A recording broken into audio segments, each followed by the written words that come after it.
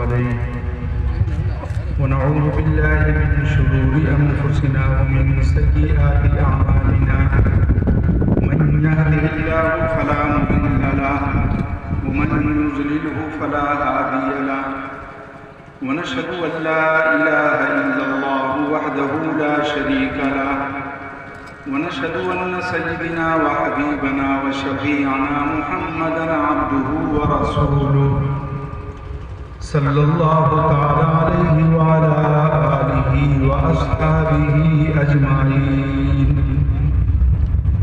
أما بعد فقد قال الله تعالى في كلامه المجيد والفرقان الحميد أعوذ بالله من الشيطان الرجيم بسم الله الرحمن الرحيم واذكرن ما يتلى في بيوتكن من آيات الله والحكمة إن الله كان لطيفا خبيرا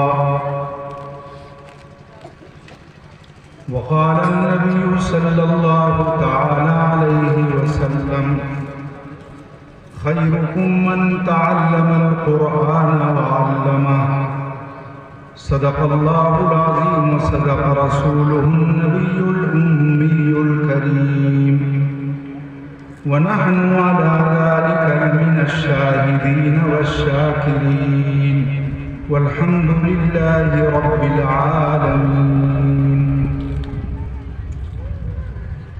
حضرات علماء کرام، سامعین اعظام، بھائیوں، بزرگوں، دوستوں، پردہ میں بیٹھی ہوئی خواتین، میری مائیں اور بہنیں،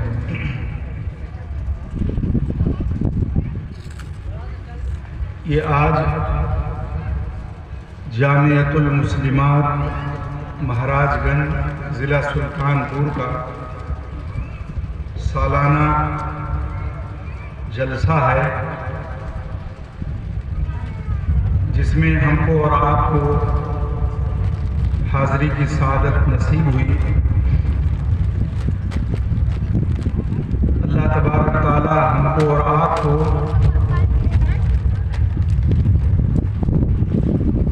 جس مقصد کے تحت یہاں پر ہم لوگ آئے ہوئے ہیں، اللہ تبارک تعالی ہماری اس آمد کو قبول فرمائیں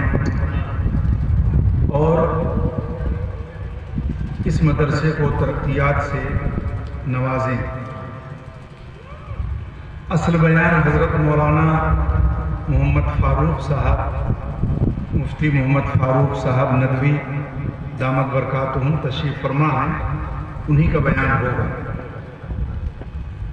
ان کی آمد سے پہلے تھوڑی دیر آپ کے سامنے دین کی بات عرض کر رہے ہیں. اللہ تبارک تعالیٰ سے دعا کریں کہ اللہ تعالیٰ حق بات کہنے کی توفیق عطا فرمائیں اور ہم کو اور آپ کو اس پر عمل کرنے کی توفیق عطا فرمائیں.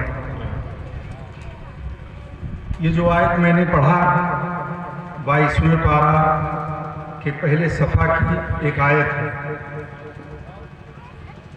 اس سے کافی پہلے کئی آیات کے اندر اللہ تبارک تعالیٰ نے امہات المؤمنین جو ایمان والوں کی ماں ہیں، اللہ کے پیارے پیغمبر جناب نبی پاک صلی اللہ تعالیٰ علیہ وسلم کی ازواج مطہرات، ان کو اللہ تبارک تعالیٰ نے کچھ ہدایات اور ان کو اللہ تبارک تعالیٰ نے کچھ تعلیم عطا فرمائی اور ان کے ذریعے سے پوری دنیا کی جتنی بھی مائیں ہیں، بہنیں ہیں، بیٹیاں ہیں، ان کو اللہ تبارک تعالیٰ نے وہ احکام ان کے ذریعے سے دی.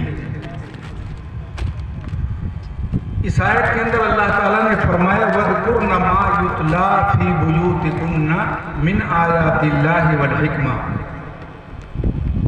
کہ اے نبی کی بیویوں، تمہارے گھروں میں جو اللہ کی آیات کی تلاوت ہوتی ہے اور جو احکام خداوندی کی تعلیم ہوا کرتی ہے، اس کو یاد کرو اور اس کو یاد رکھو۔ وَاذْكُرْنَ مَا يُتْلَى فِي بُيُوتِكُنَّ مِنْ آيَاتِ اللَّهِ وَالْحِكْمَةِ إِنَّ اللَّهَ كَانَ لَطِيفًا خَبِيرًا۔ بے شک اللہ تبارک تعالیٰ لطیف ہیں، دل کی باتوں کو جاننے والے ہیں، اور خبیر ہیں، تمہارے پوشیدہ اعمال سے اللہ تعالیٰ واقف ہے۔ تمہارا کوئی عمل اللہ کی نگاہ سے پوشیدہ نہیں، تمہارے دل کی کوئی بات اللہ تعالیٰ سے چھپی نہیں۔ تو یہ کس کو ہدایات دی جا رہی ہیں، یہ تعلیمات کس کو دی جا رہی ہیں؟ یہ امہات المؤمنین، ایمان والوں کی جو ماں ہیں، ازواج مطہرات ہیں، اللہ کے پیارے پیغمبر کی جو بیویاں ہیں، ان کو اللہ تبارک تعالیٰ یہ تعلیم دے رہے ہیں۔ بھائیو، بزرگوں، دوستو، جتنے بھی مدارس ہیں، خاص طور سے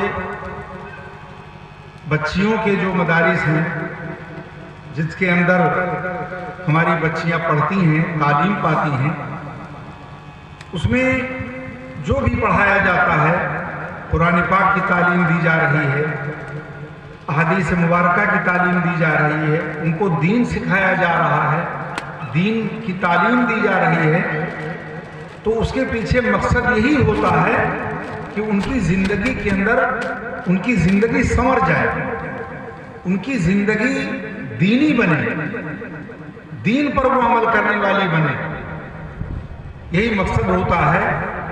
اور اسی مقصد کے پیش نظر یہ جامعات اور یہ بچیوں کے مدارس یہ قائم کیے گئے ہیں۔ جگہ جگہ پر یہ جو مدرسے قائم ہوئے ہیں، اس کے پیچھے مقصد یہی ہے کہ بچیوں کے اندر دین پیدا ہو۔ اس لیے اس سلسلے میں ہمارا اور آپ کا جو بھی تعاون ہو، اس کے اندر کوئی کسر نہیں چھوڑنا چاہیے۔ پورے طور سے ہم سے جو کچھ بھی ہو سکے اپنی بچیوں کو بھیجیں، وہ بچیاں یہاں پر تعلیم پائیں، اور اسی طریقے سے مدرسے کو جو بھی ضرورت ہو اس میں ہم ہاتھ بٹائیں، مدد کریں۔ بھائیوں، بزرگوں، دوستو، ہماری اولاد کی جو پہچان ہے وہ ایمان سے، اسلام سے ہے۔ اگر یہی چیز ہمارے اندر نہ رہی، ایمان نہ رہا، اسلام نہ رہا، تو ہمارے پاس کچھ بھی نہیں۔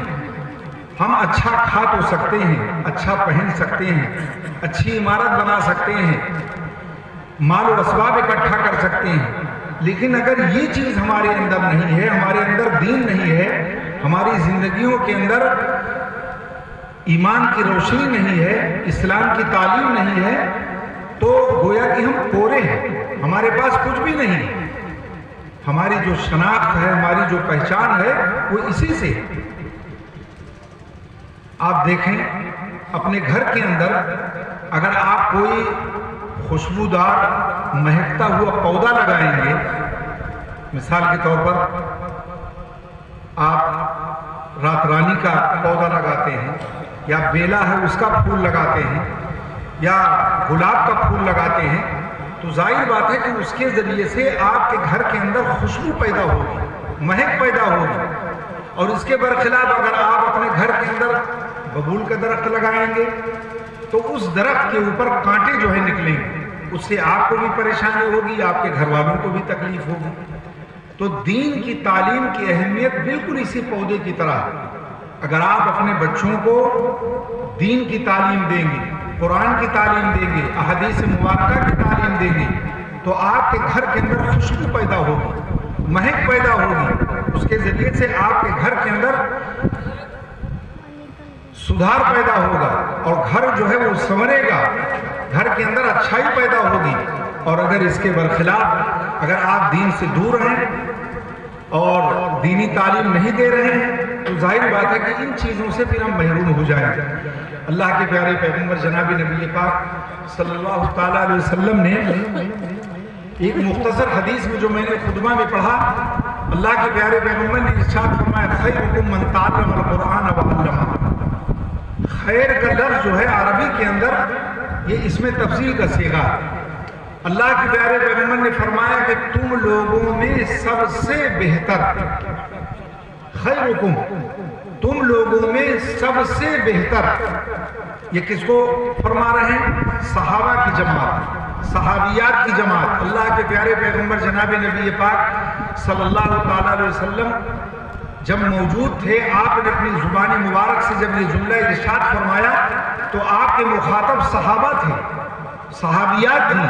اس زمانے کے اندر جو لوگ موجود تھے وہ تھے، ان کے بارے میں اللہ کے پیارے پیغمبر نے فرمایا کہ تم سارے لوگوں میں سب سے بہتر انسان وہ ہے تعلم القرآن، جو قرآن کا علم حاصل کرے، وعلمہ، اور قرآن کی تعلیم دے۔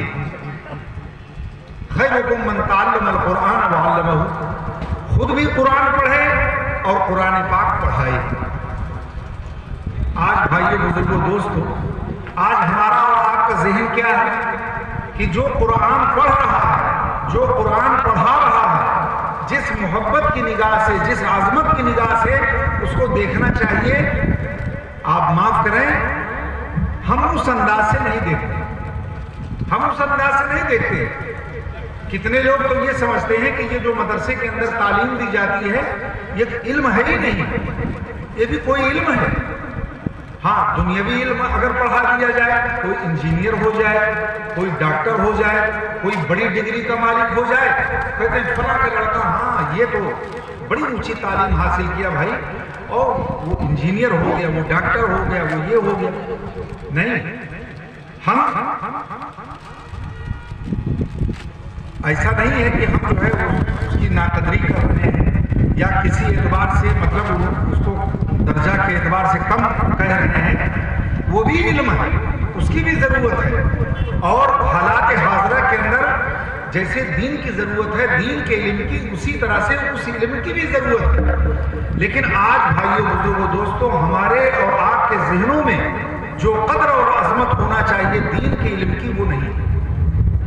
یہی وجہ ہے کہ ہم اپنے بچوں کو دین کے علم کی طرف متوجہ نہیں کرتے ہیں، اور اگر ان کو بھیج بھی دیے تو اس کا اہتمام نہیں کرتے ہیں۔ بچہ پڑھ رہا ہے کہ نہیں پڑھ رہا ہے، پڑھنے جا رہا ہے کہ نہیں جا رہا ہے، کچھ بھی نہیں۔ ایک مرتبہ جا کر کے نام لکھا دیا، اب اس کے بعد میں کس انداز کی اس کی تعلیم ہو رہی ہے، کبھی وہاں پر جاتے ہی نہیں کہ ہاں یہ بچہ تعلیم پا رہا ہے کہ نہیں پا رہا ہے، کوئی فکر نہیں۔ اس لیے بھائیو بزرگوں دوستو، ہر چیز، کوئی بھی چیز ہو، اس سلسلے میں جب آدمی فکر کرے گا اور خیال کرے گا تب وہ چیز حاصل ہوتی ہے۔ اس لیے دین کی تعلیم کی اہمیت بہت زیادہ ہے۔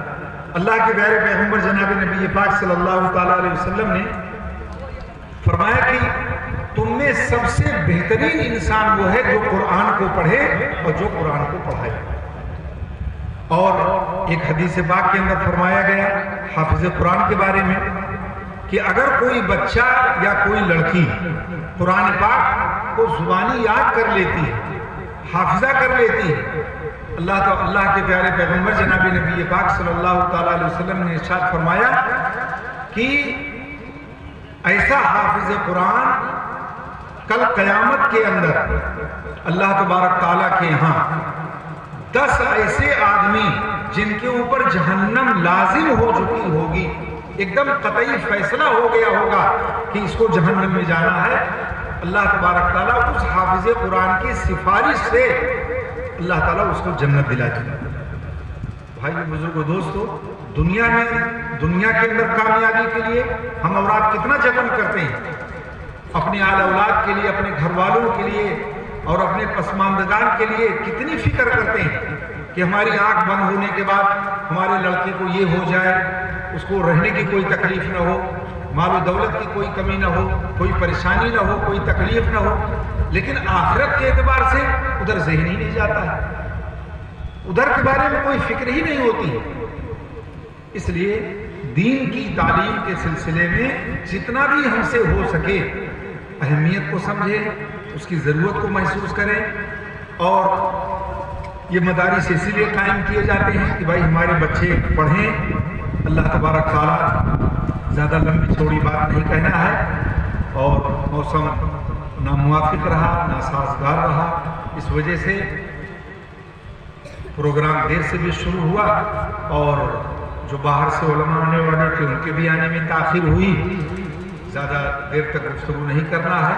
भाइयों बुजुर्गों दोस्तों, इस सिलसिले में हम और आप जो जिम्मेदारी महसूस कर रहे हैं उससे ज़्यादा जिम्मेदारी महसूस करें।